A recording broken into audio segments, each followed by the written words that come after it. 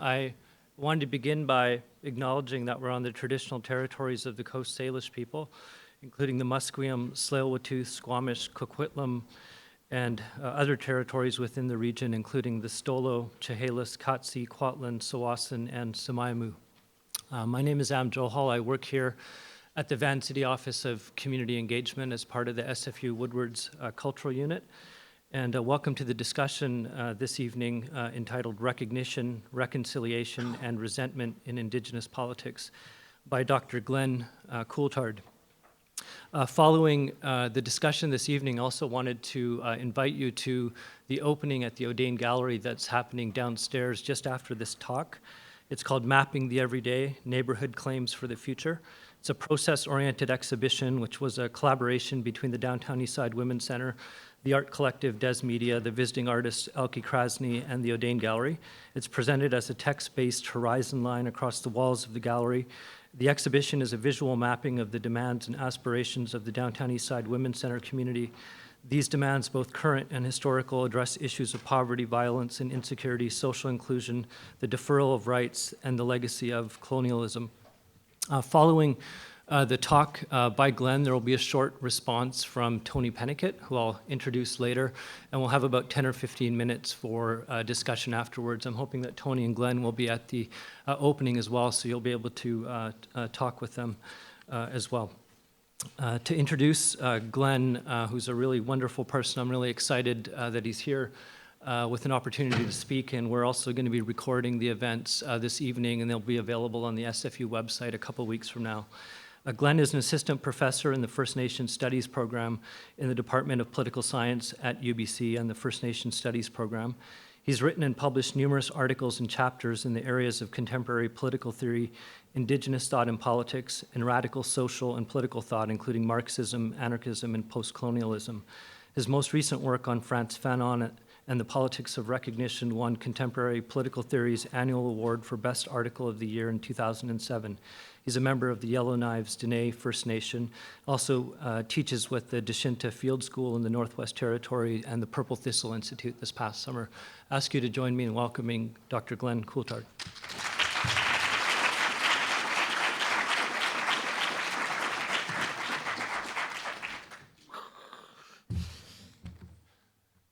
Thank you, Am. I'd also like to acknowledge that we are on the traditional and unceded territories of the Coast Salish people.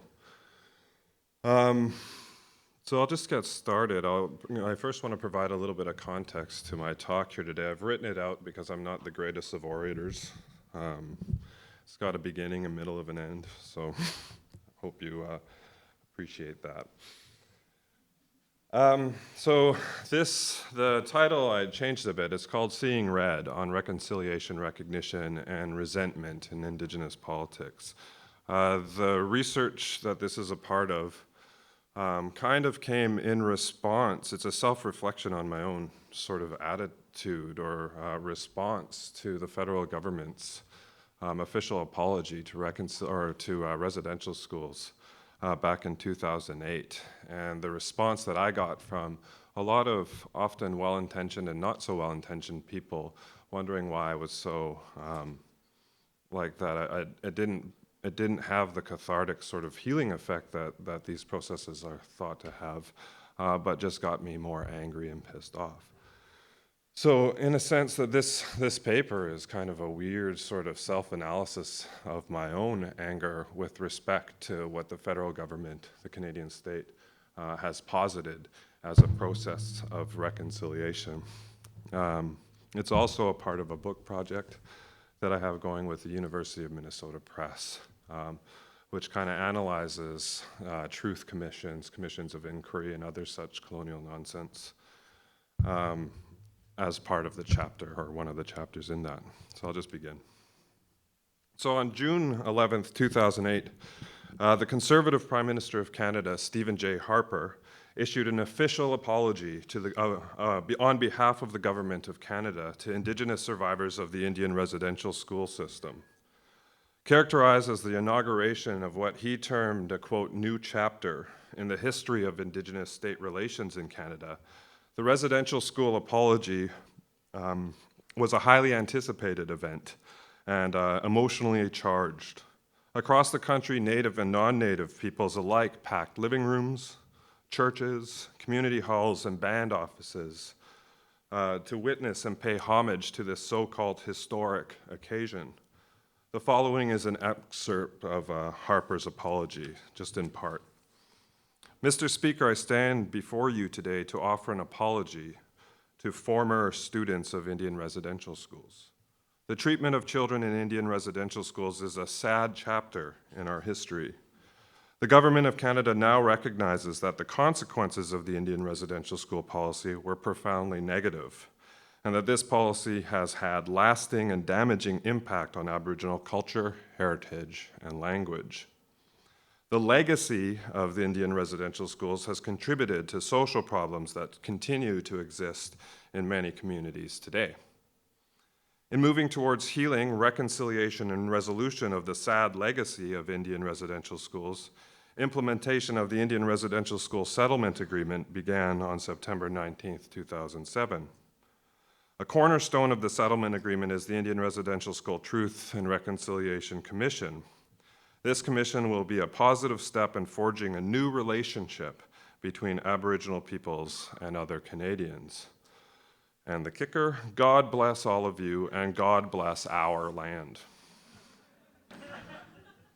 Since at least the early 1990s, a global industry has emerged promoting the issuing of official state-orchestrated apologies, advocating forgiveness and reconciliation as an important precondition for resolving the devastating social impacts caused by intrastate violence, state-perpetrated mass atrocity, and historical injustice.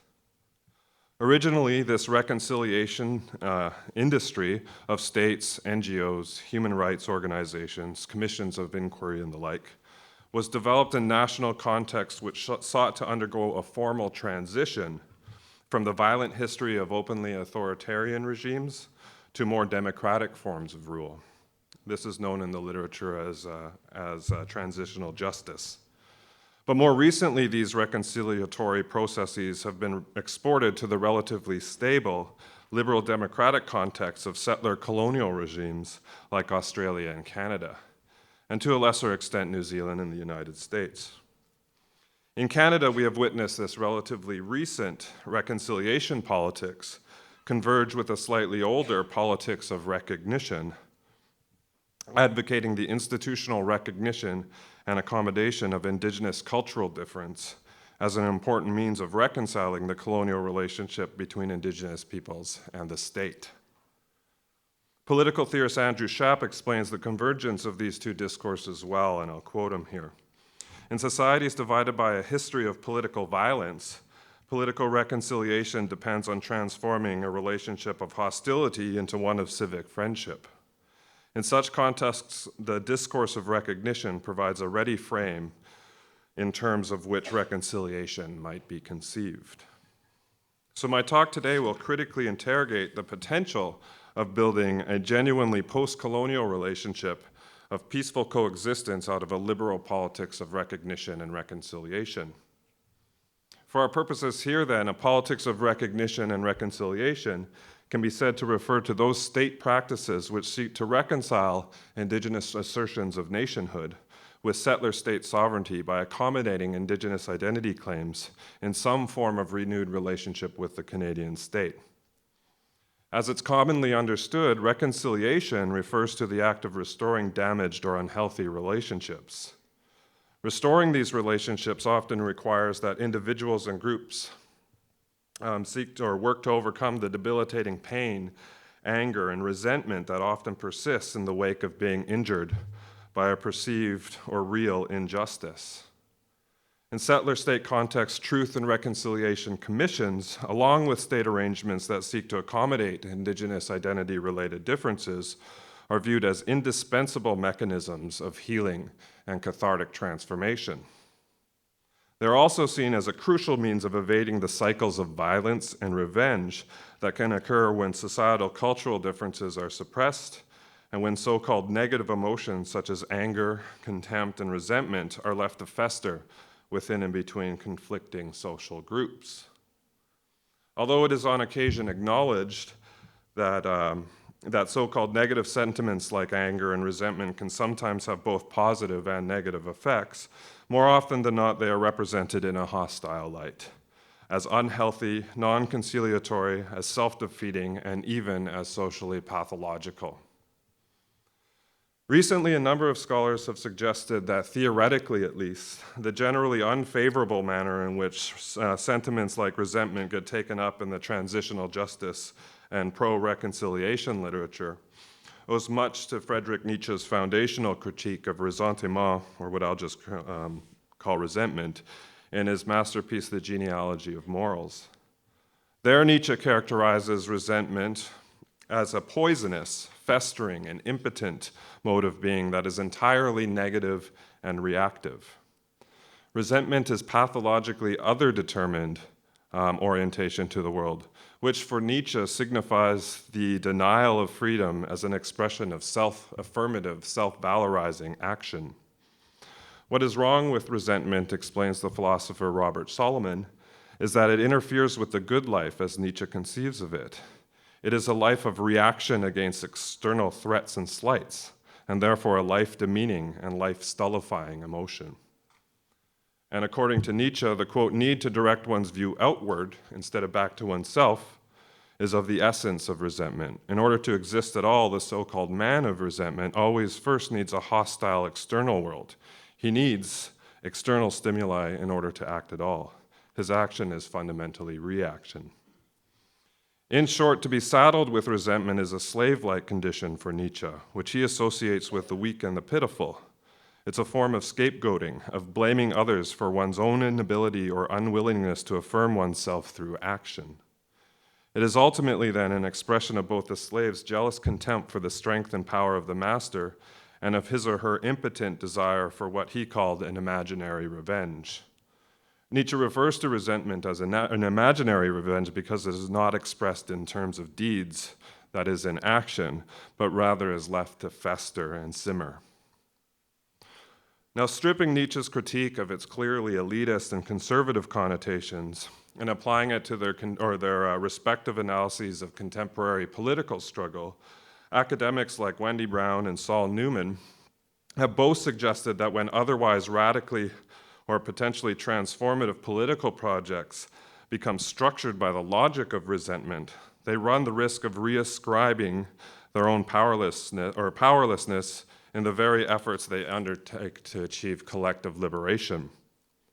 Wendy Brown in particular has applied this Nietzschean critique to the politics of recognition, claiming that when identity-based movements seek state recognition as a means of addressing the pain and the powerlessness that the state has itself inscribed into the minds and bodies of subjects, they risk reifying the conditions required for their own domination.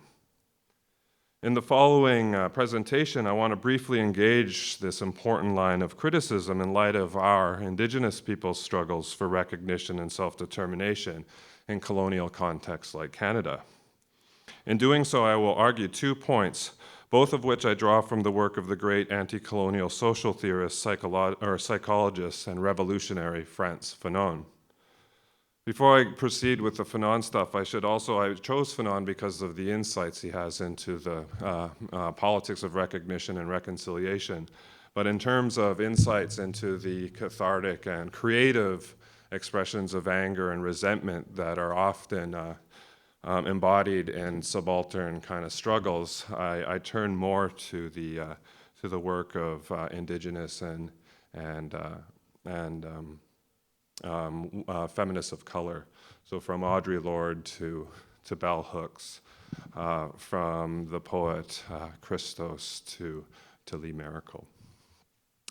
So the first claim is that following Fanon's own critique of recognition politics in his first book, Black Skin, White Masks, which was written in 1952, I want to challenge the increasingly commonplace, not to mention misplaced assumption that the colonial relationship between Indigenous peoples and the state can be reconciled at all via liberal politics of recognition.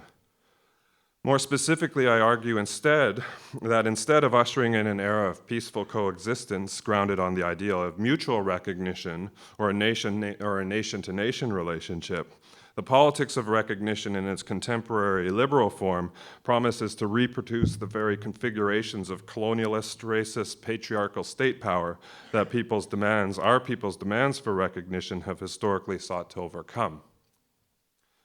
Second, in light of the politics of recognition's abysmal failure to deliver on its emancipatory promise of reconciliation, I suggest that what Nietzsche refers to scornfully as resentment is not only appropriate and defendable, but also a righteous sentiment to uphold, given that Indigenous peoples are still subject to the ongoing violence and injustice of colonial rule, displacement, and dispossession. Indeed, I would go even further to suggest that under certain circumstances, critically embracing our individual and collective resentment, as opposed to a politics that prematurely stresses the moral superiority of a neo-colonial framework of forgiveness, recognition, and reconciliation, can play a cathartic, critically transformative role in the rehabilitation of ourselves as colonized subjects and in the radical reconstruction of decolonized communities and Indigenous ways of life. So I'll start with recognition. So rather than transforming the colonial relationship in any significant sense, I want to suggest that the rise to dominance of a recognition-based approach to questions of Indigenous state reconciliation, following in particular the publication and eventual shelving of the Canadian government's so-called white paper on Indian policy, has simply prompted a shift in the operation of settler colonial power in Canada since 1969.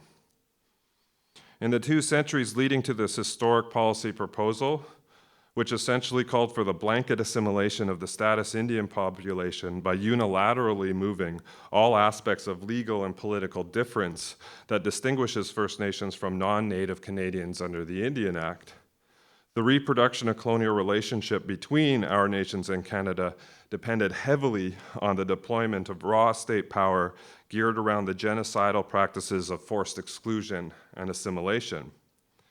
Any honest examination into the character of colonial Indian policy during this period will attest to this simple fact. This era witnessed Canada's repeated attempts to overtly uproot and destroy the vitality and autonomy of our communities, of our Indigenous modes of life through institutions such as residential schools, through the imposition of settler state policies aimed at explicitly undercutting our economies and relationships to and with land, through the violent dispossession of First Nations women's rights to land and community membership under sexist provisions of the Indian Act, through the theft of our children via racist child welfare policies, and through the near wholesale dispossession of Indigenous peoples' territories and modes of traditional governance in exchange for delegated administrative powers to be exercised over relatively minuscule reserve lands. All of these policies sought to marginalize our people and communities with the ultimate goal being our elimination, if not physically, then at least as cultural, political, and legal peoples, or better yet, nations distinguishable from the rest of Canadian society. These state-orchestrated initiatives reflect the more or less unconcealed, unilateral, and violent nature of colonial rule during most of the 20th and 19th centuries. While recognizing that our people always resisted these oppressive practices, it wasn't until after the emergence of widespread Native resistance to the White Paper's assimilation proposal, coupled with the recognition of Aboriginal title in the Supreme Court of Canada's 1973 Calder decision, that policies geared toward the so-called reconciliation of our Indigenous land and political grievances with state sovereignty began to appear. In the wake of these events, the colonial architecture that frames Indigenous state relations shifted from a structure primarily reinforced by policies, techniques, and ideologies explicitly oriented around the exclusion and assimilation strategy to one that is now produced through a seemingly more conciliatory and friendly set of languages and practices that emphasize our recognition and our accommodation. Regardless of this modification, however, my claim is that the relationship between Indigenous peoples and the state remains colonial to its foundation. Now, I'm going to get a glass of water.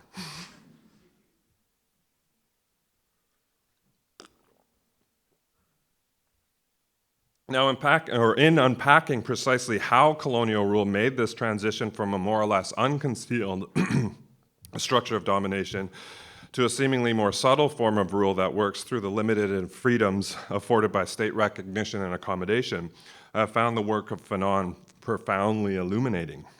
In his first book, which I mentioned before, Black Skin, White Mask, for example, Fanon offers a groundbreaking critical analysis of the positive relationship drawn between recognition and freedom, human freedom, in the master-slave dialectic of Hegel's phenomenology of spirit, a critique which I claim is equally applicable to contemporary recognition-based approaches to Indigenous self-determination and reconciliation in Canada. Fanon's analysis suggests that in contexts where colonial rule is not reproduced through force or violence alone, the maintenance of settler-state relations required the production of what he liked to call colonized subjects, namely the production of the specific modes of colonial thought, desire, and behavior which commit the colonized to the very types of beliefs and practices that are required for our continued domination. To paraphrase Stolo writer Lee Merkel's words, if the colonial state can no longer justify killing us, we'll just have to learn to kill ourselves.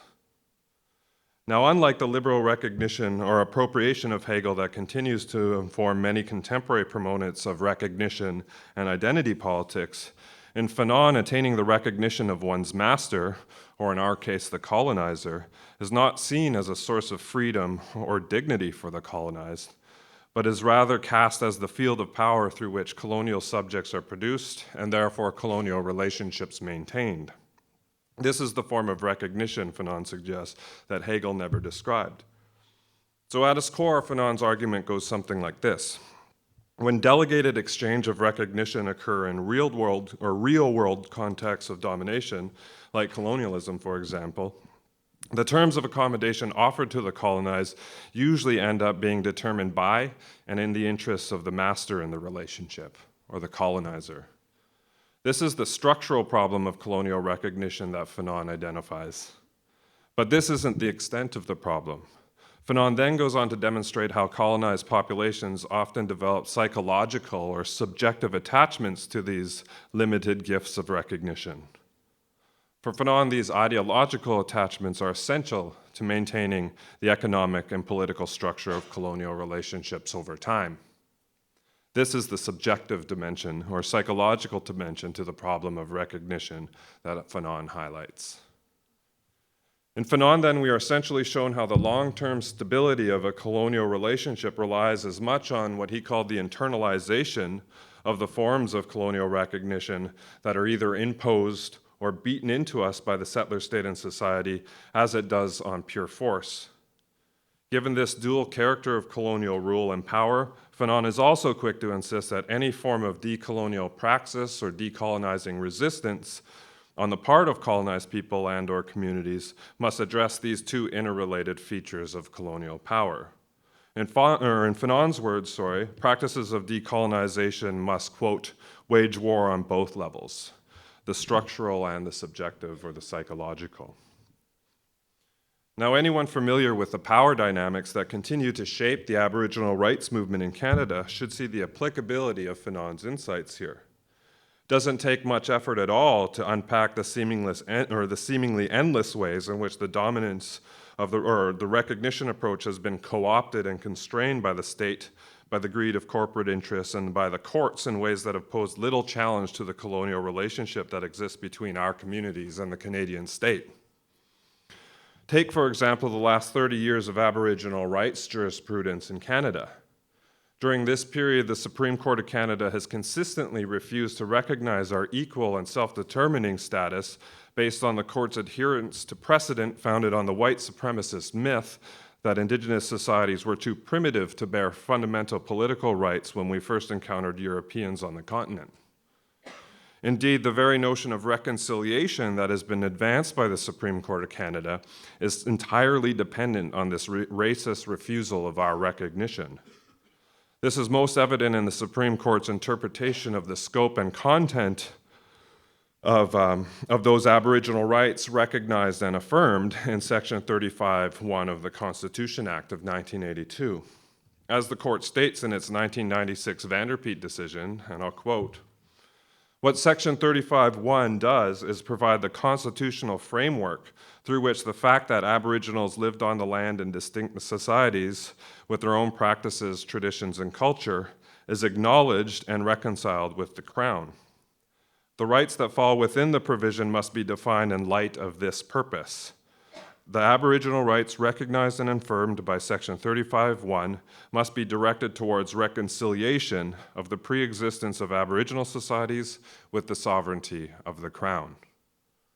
This, of course, begs the question, how does the High Court go about reconciling the pre-existence of Aboriginal societies with the sovereignty of the Crown?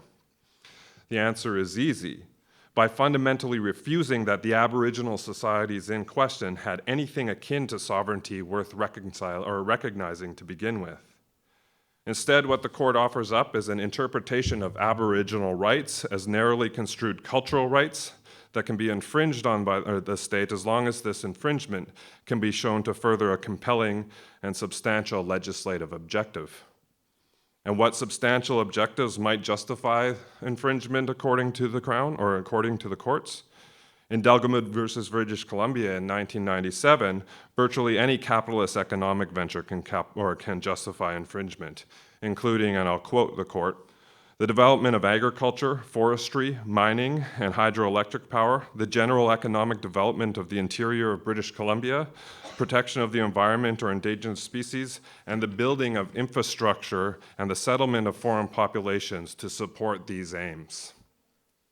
So today it appears much as it did in Fanon's day that colonial powers will only recognize the collective rights and identities of Indigenous peoples so long as this recognition does not throw into question the white supremacist legal, political, and economic framework of the colonial relationship itself. Now, the above examples clearly highlight some of the structural, and in this case, legal constraints that Fanon's work suggests Indigenous peoples can expect to encounter when we make claims for the recognition of our rights and nationhood within and against a racist colonial state. But what are we to make of the subjective, or what he called psychological features of colonial domination? Is his work equally relevant in this sphere as well? Regarding the punishing forms of recognition that have been drilled into the minds and bodies of our people through the church, residential schools, by the cops, and by racist individuals and groups within the dominant society, the answer to this question is also clearly yes. There have been too many studies to count, novels written and autobiographical narratives told, which have outlined the gruesome detail, the ways in which these expressions of colonial misrecognition have saddled our people with self-hatred, depression, alcohol and drug abuse, as well as have resulted in violent behaviors which we have directed inward against ourselves and outwards towards others. However, similarly convincing arguments have also been made regarding the forms of institutional recognition that have been offered to our communities through the courts, through self-government agreements, through land claims negotiations, and state-sanctioned forms of economic development. My friend and mentor Taagi Alfred's work, for example, has shown how the state's recent turn to recognizing and accommodating Aboriginal rights to land and self-government has allowed it to shed, quote, the most onerous responsibilities of its rule while holding fast to the lands and authorities that are the foundation of its power. By redefining the colonial relationship without transforming it, the liberal politics of recognition has served the imperatives of colonial capitalist accumulation by offloading many of the most costly and cumbersome features of colonial rule, while at the same time, and again to quote Alfred, further entrenching in law and practice the real basis of the state's control. Alfred suggests that the state has been able to facilitate this by pushing an ostensibly new or post-colonial set of relations premised on a limited form of recognition that structurally ensures continued access to Indigenous peoples' lands, labor, and resources by co-opting Indigenous peoples themselves into becoming instruments of their own dispossession. Like Fanon, then, for Alfred, contemporary colonialism governs through the limited forms of freedom afforded through recognition and accommodation. And I quote him again. In the new relationship, writes Alfred, Indigenous peoples are still bound to another's power order. The rusty cage of colonialism may be broken, but a new chain has been strung around the Indigenous neck. It offers more room to move, but it still tied our people to the white men pulling on the strong end, end quote. So now on to reconciliation and resentment. So I want to now return to the second claim I made at the outset of my presentation.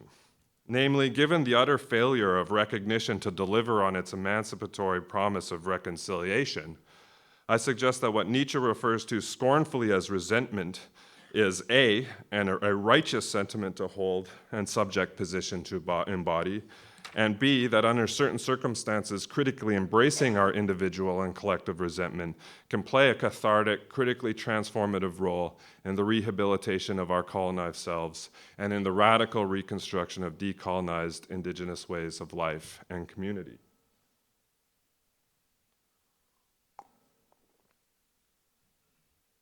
Taken together, I suggest that these two claims connect with two problematic assumptions that underwrite both Nietzsche's critique of resentment, which I spoke of previously, as well as many contemporary arguments that claim to support a liberal politics of recognition and reconciliation for Indigenous peoples. The first assumption relates to how both perspectives characterize resentment as hopelessly backward-looking. Resentment is often cast as the inability to come to grips with history. Nietzsche, for example, describes resentment as an expression of one's powerlessness against that which has been. Resentment indicates a failure to, quote, let go, or in Nietzsche's terms, to forget. According to this story, to wallow in resentment is to deny one's capacity to move on, to literally get on with life. Anyone familiar with the reconciliation paradigm should see the immediate similarities here. All one needs to do is recall Prime Minister Harper's so-called apology to those who survived the attempted genocide of the Indian residential school system. By focusing narrowly on the tragedy of residential schools, Harper's apology is able to frame reconciliation in terms of overcoming a sad chapter in our shared history. It's a way of transcending the painful legacy that has hampered our collective efforts to move on. Reconciliation is necessary to begin anew so that Indigenous peoples can start to build new partnerships together with non-Indigenous peoples on what is now unproblematically and somewhat ironically our land. The problem with this formulation, of course, is that insofar as Harper's apology even implicitly addresses the question of settler colonialism, it does so, to paraphrase Patrick Wolfe, as an event and not a structure. That is, as a historical phenomenon which occurred at some point in the past, but which unfortunately continues to have negative consequences for our communities in the present. By definition, however, there is nothing historical about settler colonial rule. It is a relationship where power, in this case interrelated facets of economic, gendered, racial, and state power, has been structured into a secure set of hierarchical social relations that continue to facilitate the violent dispossession of Indigenous peoples of our lands and our self-determining authority. In this respect, Canada is no different than any other settler colonial power.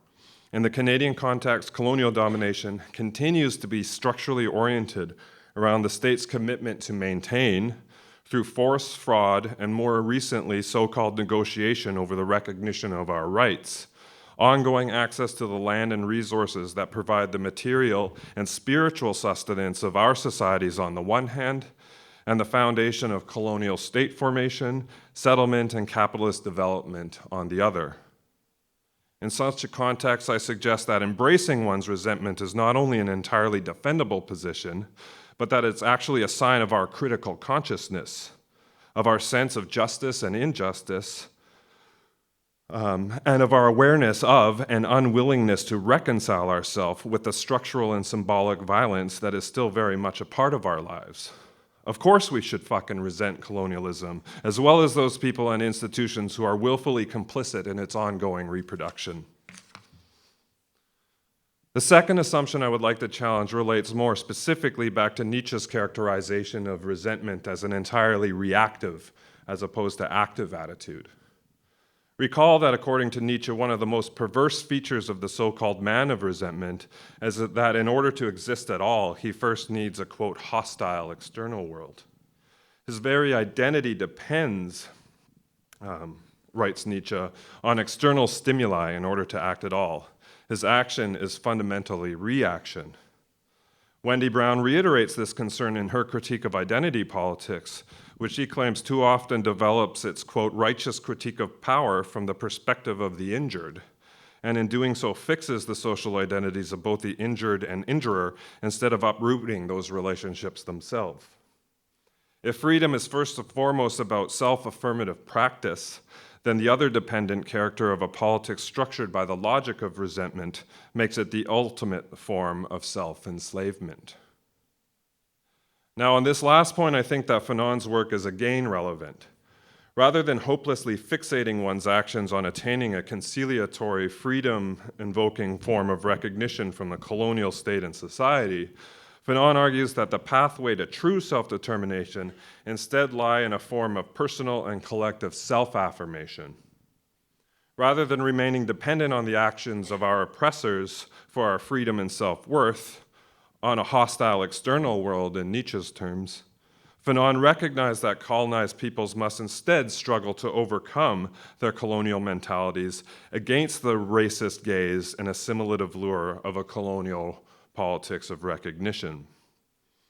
According to Fanon, it is this self-initiated process that triggers a change of fundamental importance in the colonized psychological makeup. According to this view, the colonized must initiate the process of decolonization by first recognizing themselves as free, dignified, and distinct contributors to humanity. According to Fanon, the oppressed must begin to, quote, turn away from their master dependency and to instead struggle for freedom on our own terms and in accordance with our own values. Unlike Nietzsche, however, I suggest that Fanon saw resentment as having a potentially critical transformative role in inaugurating this newfound radical subjectivity and praxis. Throughout The Wretched of the Earth, for example, Fanon repeatedly speaks of the colonized subject's anger, envy, and resentment towards the colonizer, even their desire for revenge, in cathartic terms. For Fanon, these expressions of contempt and resentment represent the initial stage of the colonized subjects coming to consciousness, of the purging of their internalized colonial racism, and if approached critically and directed appropriately, could help jolt them into the actional existence as opposed to a reactional one characterized by the form of resentment that Nietzsche found so self-defeating. And in the best case scenarios, Fanon saw these negative emotions of having the power to prompt the very forms of indigenous praxis that are required to uproot the structural colonial injustices that produce colonized and resenting subjects to begin with. By way of a brief conclusion, I would like to paraphrase one remarkably clear-sighted commentator on the virtue of anger and resentment in relation to transformative or radical politics. He writes, "Our greatest critics and commentators are men and women of resentment. Our revolutionaries are men and women of resentment. In an age fundamentally deprived of passion, they alone have the one dependable emotional motive, constant and obsessive, slow burning but totally dependable. Through resentment, they get shit done." Masicho.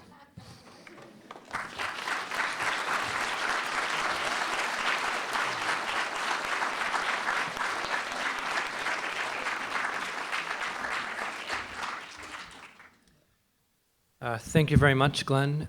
Before we go to the question and answer session, I've asked Tony Penak to respond to the talk with some observations. And Tony is the author of Reconciliation, First Nations Treaty Making in British Columbia, published by Douglas and McIntyre in 2006. Currently, he's a Vancouver-based mediator. He's a Deputy Minister of Negotiations for the BC government and later Deputy Labour Minister. He's also Senior Advisor on Self-Government Policy to Saskatchewan Premier Roy Romano and has acted as SFU Centre for Dialogue Senior Fellow on First Nations Treaty Issues. He's also the former Premier of the Yukon and has been involved in Aboriginal rights negotiations for over 20 years. I ask you to join me in welcoming Tony Penak.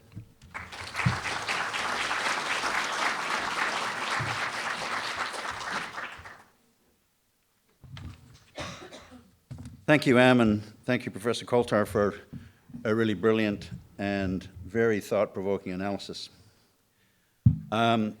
I am not a scholar like Professor Coulthard. I am a negotiator and mediator. But I want to comment on some of the themes in his presentation from that perspective. First, recognition. Yes, recognition is problematic, especially as a one-way transaction.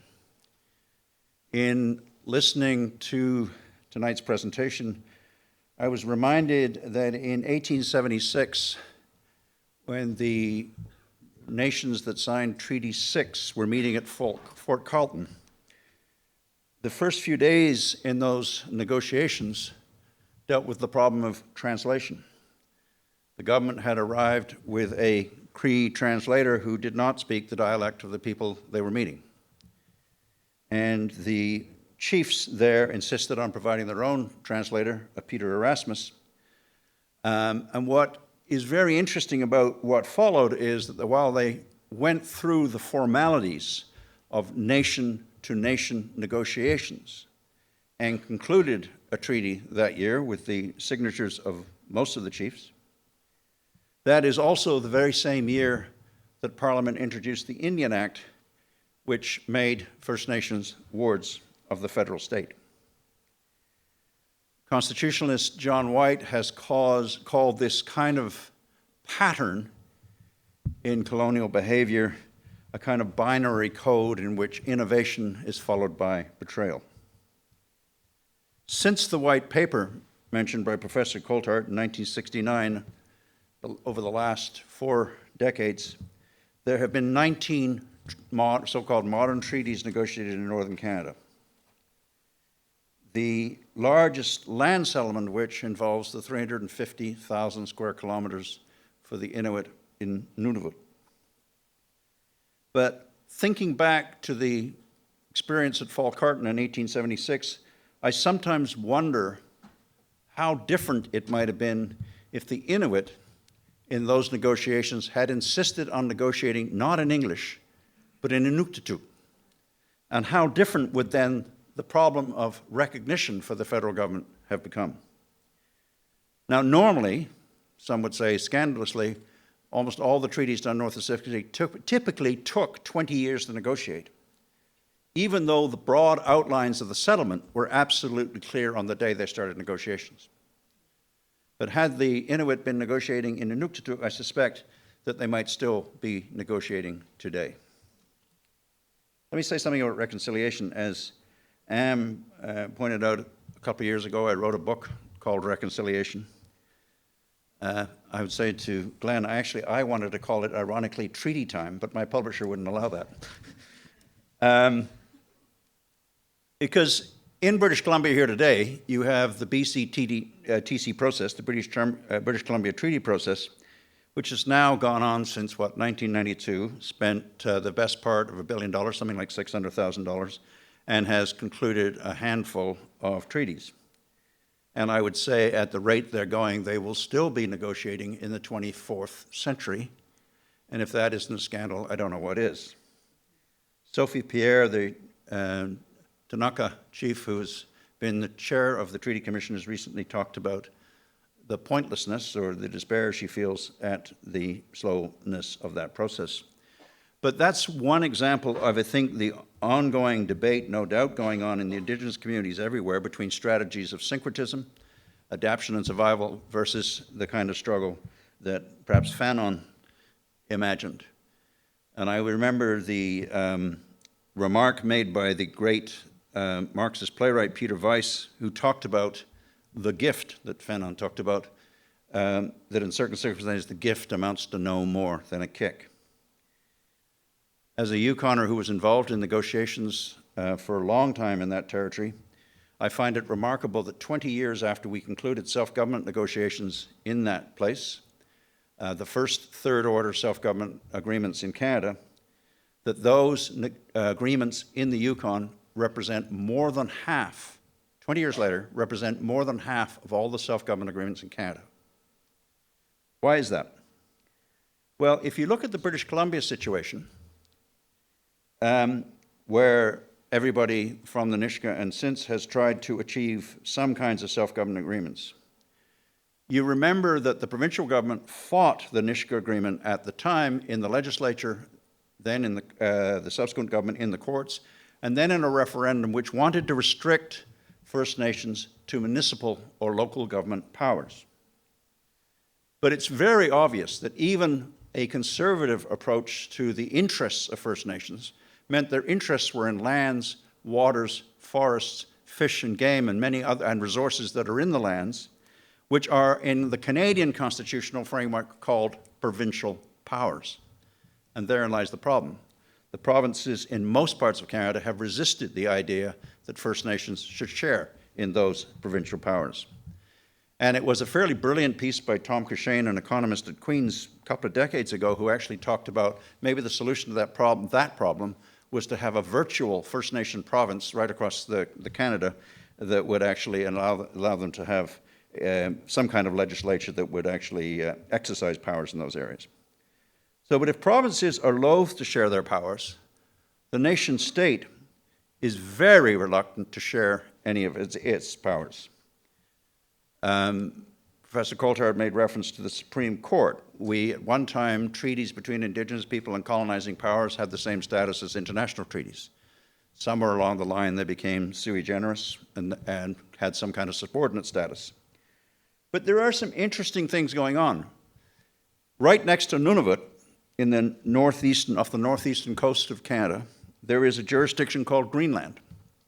Nunavut has 37,000 population, largely Inuit.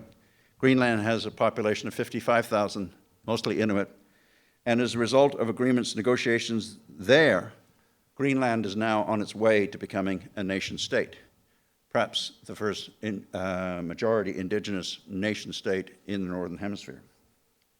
Let me say something about resentment.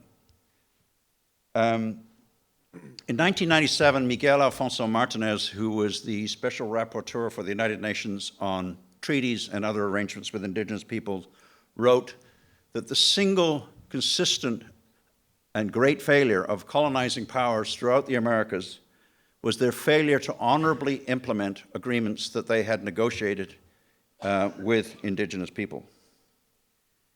And it is important for us to understand that not all of the broken treaty promises were in the 19th century. I mentioned the 19 groups in northern Canada that have negotiated treaties over the last 40 years. Well, all 19 of those groups are joined in a coalition to protest implementation failures of Canada in the late 20th and 21st centuries.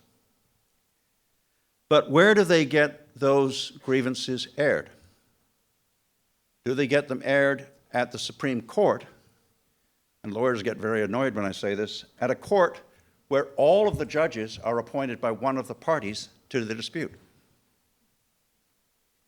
The only other model is the Treaty of Waitangi model in New Zealand, where there is a binational, bilingual court composed of Maori and New Zealand judges.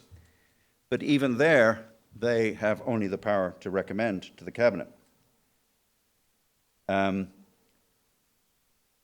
One of the possibilities in BC that hasn't yet been explored is the idea that the BC Treaty Commission, once they have created some treaties, because it has 2 First Nation appointees and 2 government appointees and a rotating chair, that actually might be far better structured to deal with implementation disputes than it is actually to supervise the negotiations. One of the dimensions of what Professor Coulthard talked about was wealth tonight. Tonight was the question of wealth. There's a very interesting piece in Hugh Brody's Maps and Dreams where he talks about people who are presumed to be poor, the Dene people around Fort St. John area, but using a United Nations definition of wealth, which is the amount of protein you have in the diet, they actually are among the richest people in the world.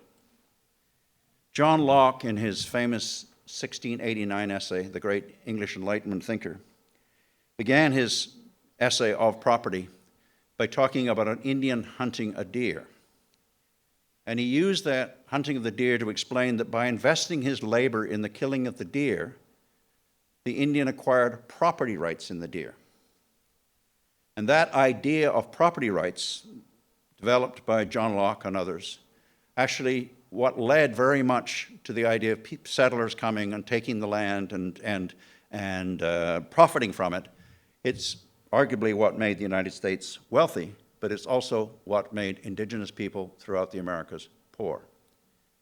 Because, of course, the land which the John Locke settlers were investing their labor in was owned by someone else. And there is a fundamental problem, which many people have written about, in terms of economics. The colonizers, the Europeans who came to the Americas, were largely people who were committed to the idea of individual accumulation, of profiting. The Indian hunter in Locke's story, Locke did not know this because he never met an Indian, was actually likely to share the deer among all the people in his family and all the community. The economic principle was reciprocity.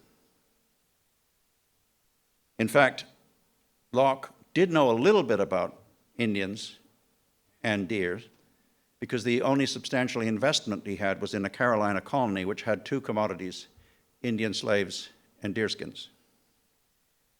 But we have now reached a point which is, I think, to be challenged by Professor Coulthard's lecture this evening, where have we now reached a point, as the Occupy Vancouver and other people might suggest, that so many people are now committed to an economic culture of accumulation that the road back to reciprocity and true reconciliation will be very, very hard. And I think I am, by Professor Coulthard's remarks tonight, very much challenged by that thought. Thank you.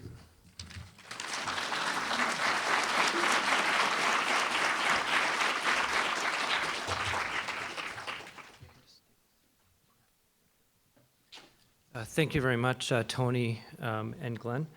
I'm just going to point out Andrea Creamer and Harlan Shore, who are undergraduate students here at the School of Contemporary Arts, have some microphones, and they'll be able to go up and down if you have a question. I just ask that you keep the questions to a question or comment to 2 or 3 minutes so we can get through a few. But prior to getting to the first question, just wondering if Glen wanted to respond to Tony's comments before. I'll just leave it open to the audience. Great.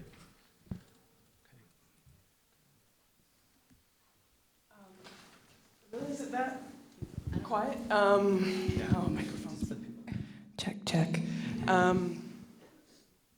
So first of all, Tony, I just have to respond to one. I mean, there's a lot in there that kind of made me uncomfortable, but I would say the one piece, we began a conversation on resentment, and then particularly how Glen has framed it, that I think the sincere response from the settler, I think from any of us who are not in this particular position, that is that I don't understand, is to acknowledge that there's no understanding possibly of that, and that to begin with this conversation of treaties is, there's something actually extremely uncomfortable about that for me. So I just wanted to name that. Glen, I just thank you for your talk. And as usual, I think just that really a plain language accessible sort of theoretical frame, and as in terms of what little I know of your work, also deeply grounded in community. I am thinking about resentment, and I'm wondering what other elements need to be there, can be there in the context of community and community work to make this a sustainable thing, to make it generative, to get shit done, but in a collective way. And if we can, I don't know if that's enough of a question, but I'm just trying to think practically how that actually manifests and how to not let that slip into some of the deeper forms of anger that you touch on in terms of, yeah?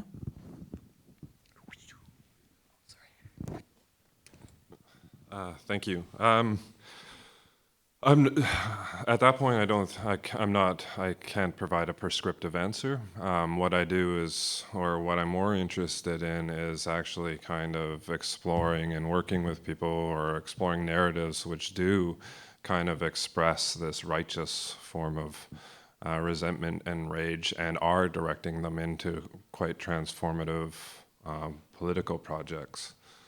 That are attempting and aiming at getting land back, of uprooting the bullshit social relations that produce us as resenting, angry people to begin with. So you even like, look, I just read one article. It was then in commemoration of the Oka crisis. And again, my friend Alfred has spoken about what he interpreted that movement about, or like what it was at its core. And he said that it was a righteous form of rage, vengeance even, and to get payback for all of the shit, the rock throwing of kids by white French folk who were trying to leave Ganawage and Ganasatake when they were evacuated and that sort of stuff. So there's, if you look at and you speak to activists and all this sort of stuff, you see it kind of latent, just simmering there. And I want to emphasize the important creative, like Audre Lorde and all these other activists of color and Indigenous people has always insisted that is there, simmering and profoundly powerful. We do have to recognize that not all resentment is productive or transformative. I do not want to valorize the resentment of a fucking white supremacist who's mad at Indigenous peoples claiming that this is their land, that their sovereignty has been taken, and so on. That's not a resentment that I think is worth the effort that it takes to utter it. So there's like a contextual sort of evaluation that we have to do when we're sifting through, learning from, and listening to these expressions and narratives. But I just, like, I'm not, what can we do to ensure that it doesn't turn this way? I just can't answer that. Any other questions? Get your hands up, and somebody over here. Sorry.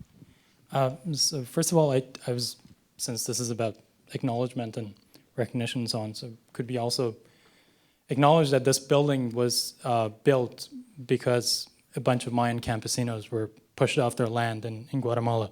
So this is not a criticism of the organizers, but just to acknowledge that we're sitting on blood, literally. So, and the other question I have for Glen is, so I mean, there's sort of a shift going on right now. We had this premier who kind of pushed this sort of whitewashed, kind of sham of a treaty process. And now we have a new premier who says that I just don't give a rat's ass anymore. I just want mines to go through in the BC, in the interior BC, and Dal and so on. And right now there's 2 evictions of mining companies and pipeline companies and so on by Indigenous communities, the Wet'suwet'en and Chilcotin. And I mean, I guess the question to you is, which one do you prefer? Do you prefer the blatant, unapologetic, I just don't give a rat's ass attitude, or Campbell's sort of, let's try to trick these people into doing things? I mean, like, it's sort of, I guess this goes sort of with the whole issue of treaties. And I mean, I guess the question is, do you even want treaties over here? And if you don't want treaties, then, and I think one shouldn't advocate treaties at all, then what do you do? What do these, I mean, I'm sure there will be something analogous, maybe not on the scale of the Oka crisis, but something analogous to that going on in the Chilcotin and the Wet'suwet'en territories. How do you beat this machine? I mean, like, it's just sort of, anyway. Thank you for your question. I'm not in a position, it would be profoundly arrogant of me to say whether or not I think, like, to take what do I prefer. The communities that, for whatever reasons, are entering into negotiations over treaties, they're doing so for a number of reasons, some of which I may agree with, some of which I may not. But I think what's generally understood is that there's a profound degree of scarcity and hardship that would prompt and compel communities to enter into these relationships. There's also the question of the debt trap. So once you enter into it, it's like a hole's being dug that it's really hard to get back out of. If you take a stance and say that you're going to you're going to withdraw from the process. Within a couple of days, you're going to get a letter from the Minister of Indian and Northern Affairs, and it's going to say that we hear that you're backing out of this. We want you to recognize that we have always negotiated in good faith, and we think that we're concerned by your decision making here. Blah blah blah blah blah. By the way, you owe us $35 million, and that's payable tomorrow. So, like, it's a real corrupt, sort of screwed up system. But the one thing is, like, with kind of the veneer being stripped away of it being at all about justice, and then just move towards imposed development. The one thing that will be very hard to convince ourselves now is that this process is actually that it's stripped it away. It's now bare. The cards are laid on the table, and it's time for communities to step up, and it's time for you all and me to support that in the ways that we can, in order to ensure that it's not just this violence and this dispossession of land and bodies is not allowed to just proceed unchecked or uncontested. I think I have a question in the back there. Hi. I've lived in the downtown east side for about 18 years, and it took me a long time to realize the kind of resistance amongst the people that live in the downtown east side who are Aboriginal. And at the corner of Main and Hastings, on the side where the drugstore is, it's the west-north corner, there's a kind of resistance of occupation of that corner. And I just wanted to ask if you'd seen that, and then if you had any comment about that kind of unacknowledged resistance, in terms of it takes you a long, long time to see it. And then, because you'll think, oh, well, they're using drugs there. You know, you have all these other discourses about what's going on at that corner, until there's a kind of real admiration for me to say, that's an occupation, and that, you know what I mean, at whatever level that's going on at. And it's, I'm a person who has been organizing people who use drugs, and many, many people in our organization are Aboriginal. And they have contributed so profoundly to the sense of resistance of our group in an organic way that people who are not Aboriginal almost can't understand. It's so ingrained in a way. I don't know how to say. It's not often articulated, is what I'm saying. And we see this. It's something it's taken me a long time to see and really admire. And I just wanted to make that comment and ask if you had any comments on that sort of unacknowledged resistance. Yeah, no, I do. Or I have one of the things with, and this is the problem with when you're trying to kind of determine which forms of resistance or even resentment or anger are worth something, and then which are bad, is that they're often an expression of a real ongoing harm that one just has yet to put their finger on or articulate as a harm. So it's really important that we recognize and acknowledge and support those forms when they're not, or support those struggles when they're not even articulated as resistance yet. We have to be conscious of that, and especially when, like yourself, and I thank you for bringing it to our attention as being important to recognize. We've got time for about 4 more questions. I think we have one over here. Hi. This is about recognition, kind of. What I really found about this is that there's a huge us versus them kind of mentality. We have our own kind of a government, like our board of chiefs, who try and sorry. What I'm trying to say is that I'm kind of having trouble with the recognition here, because I find that there are a lot of Native advocates trying to do a lot of work outside of their communities, but they're mostly ignored because they have no power or anything beyond their community. And I really find that as we try and work to get more rights for our smaller communities, we lose power overall and like federally kind of.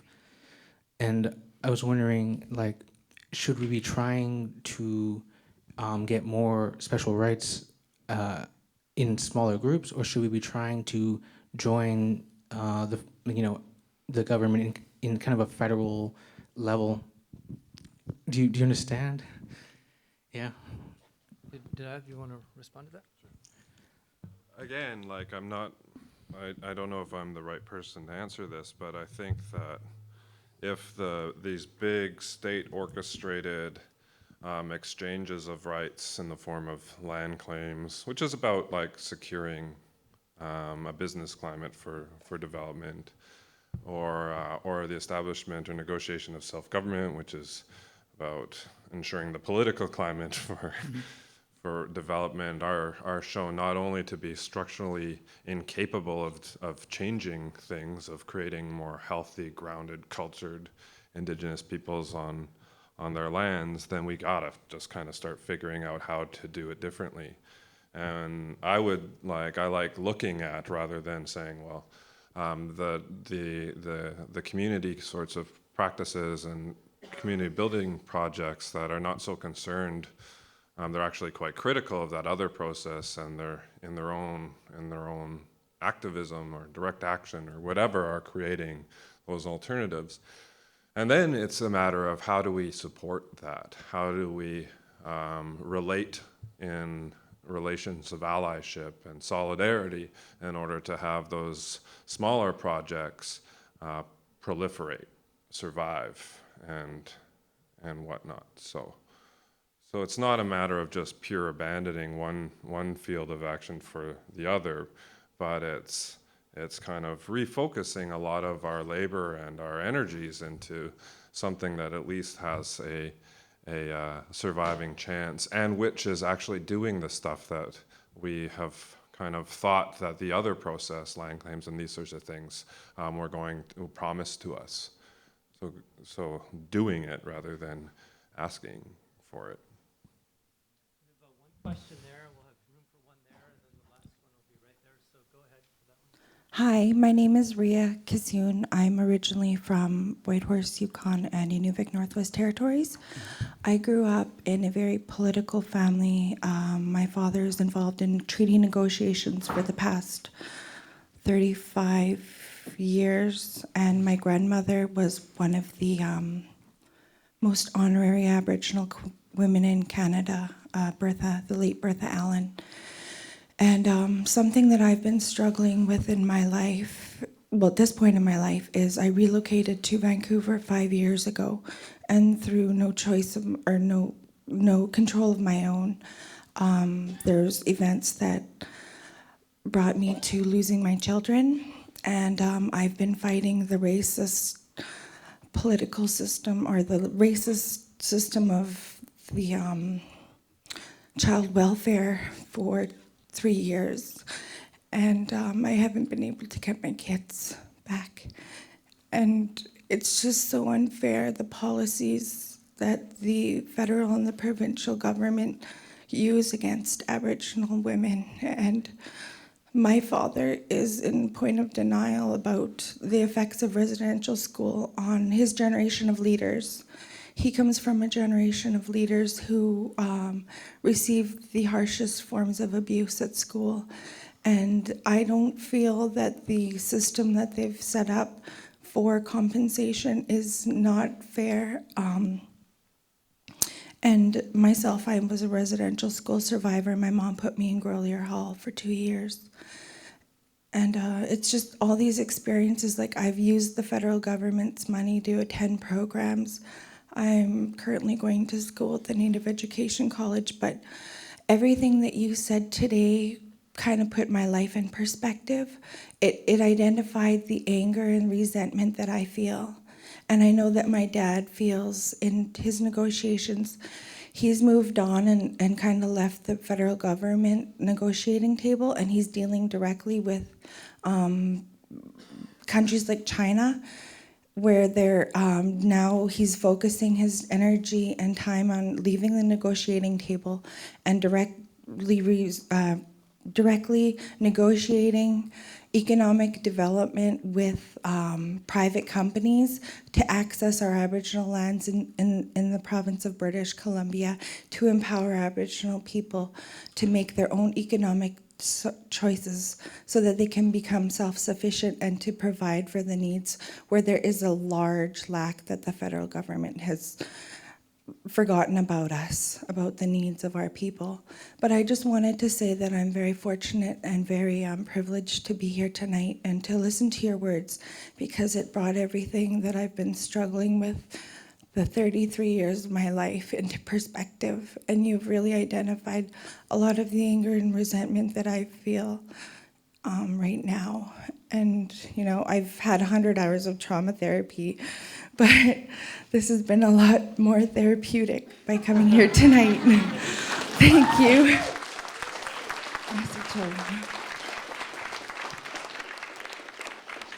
Yeah, no, I want to thank you for your kind words too, and just to know that you're not alone. I just read an article actually recently, I forget who published it, but it was a statement to the fact that if we think that residential schools are that process of forcefully stealing our children from our families and attempting to brainwash them and beat them into proper white kids is over, we're now actually reaching a point where child apprehension through a racist child welfare system has surpassed the amount of people, or is getting close, I can't remember what the figures were, that the residential school system did in its 100-year history. So, thank you. Do you want to add anything? One question here and then the last one there. Oh, thank you. Well, Tony and Glenn, on the treaty process, I've been on the table for 10, 15 years negotiating for the Dene, Dene, they call it today. And I put a halt on that, because the federal and provincial government was muscling my people in central BC. And by doing that, the other nations in central BC put a halt on their treaty negotiations too, because they gave us the minimum of everything. And they tried to muscle us into it, like you were saying. They wrote a letter to us saying that we owed them $65 million. And then we reversed it on them, on what they were doing on their policies and political standards. And they changed their mind. So it's forgivable. And now the treaty process is continuing. Now we've got to start from base one. And to answer this lady's answer up here for Maine and Hastings, there's no drugs on Maine and Hastings. There's herbs. That's it, and alcohol. There's no drugs on that corner. I've been there for a while, just to observe, see what it's all about. And I'm just wondering, you know, it's kind of I'm going into counseling. I'm getting my master's degree in 6 years. I'll be going into political science too. Why? Because I'm heading to the parliament to counsel those so-called racial white supremacy into forgiveness. That's my plan. Like my mom was in parliament for 10 years, negotiating with them, contracts, proposals. And those are my plans. And I hope, you know, I get the support that I need. Thank you, Glenn and Tony. We have the last question right here.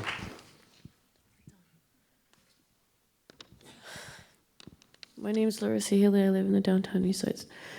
I have to say that there is a lot of drugs. There's a lot of hard rock, crack, and heroin on our block. There is also herbs. My question, this is my first questions I've ever asked in my life. The Crown only accepts Aboriginal culture if you start business with the Crown. how do we deal with the corporation when trying to decolonize?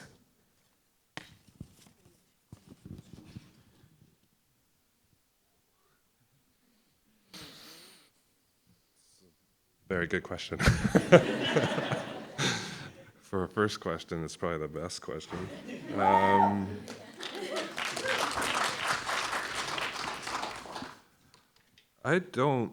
not the person to ask that. Dave, you want to answer that one?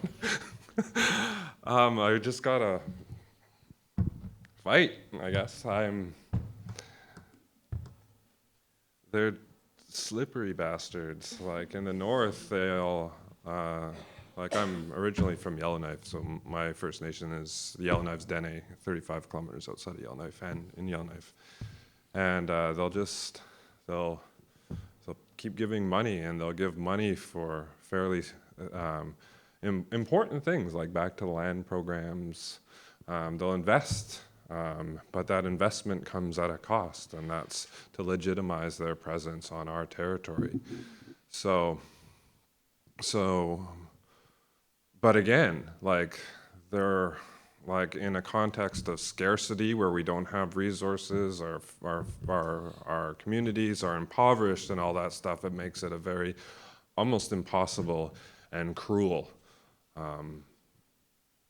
choice. So I don't know. Unfortunately, I don't have an answer. That's more something that I think that First Nations, Indigenous peoples collectively have to kind of come to grips with, and all you non-Indigenous folks have to cough up and support those struggles too. So. Thank you for your honesty.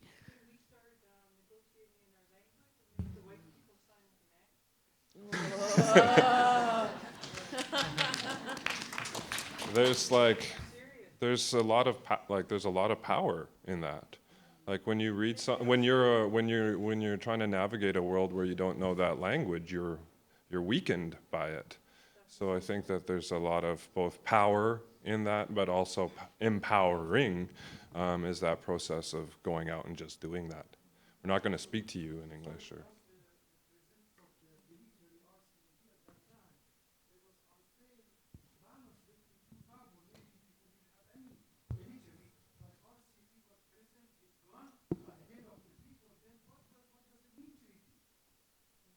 Anyways, thank you everyone for your comments, but we are going to wrap up tonight. And I want to thank Tony and Glenn for your very generous comments, and also to all of you. Thank you very much.